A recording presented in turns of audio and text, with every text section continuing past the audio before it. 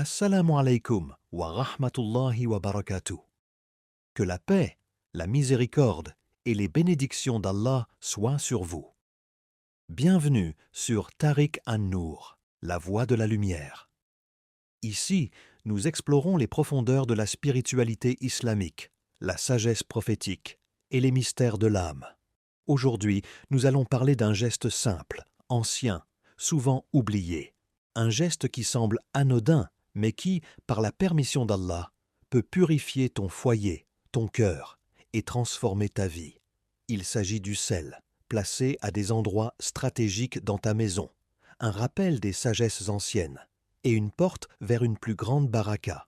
Mais attention, derrière chaque grain de sel, il y a une intention, une foi et une invocation. Partie 1. Le sel, entre le visible et l'invisible. Il est là, discret, blanc, minéral. Le sel, un grain, à peine visible. Pourtant, sa présence transcende la matière.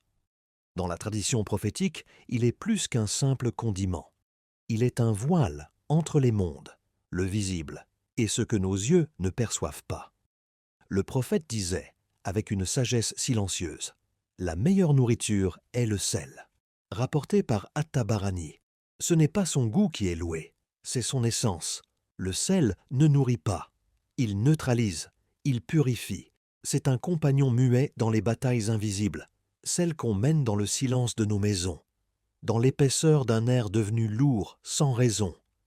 Tu connais cette sensation, n'est-ce pas? Ce poids sans cause, cette fatigue qui s'installe, cette nervosité dans le foyer. Allah nous donne des clés, pas des potions, pas des sortilèges, des rappels, des protections. Ainsi est révélé dans la sourate Al-Falaq. Dis, je cherche protection auprès du Seigneur de l'aube, contre le mal de l'envieux quand il envie. Sourate 113, v.165. Le sel, placé avec conscience, devient invocation. Non pas superstition, mais manifestation de tawakkul. Je dépose et je me remets à toi, Ya Allah. Partie 2. Les 7 endroits stratégiques. Le sel n'est pas jeté, il est placé, avec calme, avec foi. Chaque geste devient une intention, chaque lieu un sanctuaire. 1. À l'entrée principale, là où tout commence, là où l'extérieur tente d'entrer. C'est la première ligne, le premier seuil. Allah, point de divinité à part lui, le vivant, celui qui subsiste par lui-même. Sourate Al-Baqarah, Vavise 155. L'ayat Al-Kursi y est murmurée, et l'entrée devient un rempart de lumière. Rappelle-toi, celui qui garde ton cœur peut garder ta maison. 2. Dans les coins de la pièce principale, là où les ombres s'accumulent, là où le silence dort. Ô Allah, purifie cette maison de tout mal, de toute jalousie, de toute tristesse. Une invocation simple, mais lourde de sens. Regarde les coins. Et maintenant, regarde en toi. Quels recoins de ton âme attendent encore la lumière? 3. Près des fenêtres. Les regards y passent, et parfois ils laissent des traces. Et contre le mal de l'envieux quand il envie. Sourate Al-Falaq, Vétérafon 5. Protège ton intimité, non par peur, mais par sagesse. Allah t'a confié des biens, des visages, des instants, préserve-les. 4. Sous le lit. Quand le monde se tait, l'âme s'évade. Et toi, tu dors. Bismika Allahumma amutu wa ahya. Au nom de toi, ô Allah, je meurs et je vis. Le sel sous le lit n'est qu'un témoin. La vraie force, c'est la parole que tu déposes sur ta langue avant le sommeil, comme ce compagnon tourmenté, délivré par 3 sourates que tu connais bien. 5. Dans la salle de bain, à l'écart de l'impureté, un lieu intime, oublié dans le dhikr, pourtant fragile. Allahumma inni a'udhu bika min al-khubuthi wal khaba'ith. Ce n'est pas de la peur, c'est de la lucidité. Même les lieux de passage méritent leur part de baraka, si ton intention est claire. 5. Dans la salle de bain, à l'écart de l'impureté. Un lieu intime, oublié dans le dhikr, pourtant fragile. Allahumma inni a'udhu bika min al-khubuthi wal-khaba'ith. Ce n'est pas de la peur, c'est de la lucidité. Même les lieux de passage méritent leur part de baraka, si ton intention est claire. 6. Dans la cuisine. Odeur, rire, mains qui nourrissent, et bénédiction si tu y places ton cœur. Et mangez de ce qu'Allah vous a attribué de licite et bon, et soyez reconnaissants. Sourate An-Nahl, Vim 114. Le sel y rappelle que chaque repas est un test. Avant de couper, dis Bismillah. Avant de goûter, souviens-toi de celui qui t'a nourri.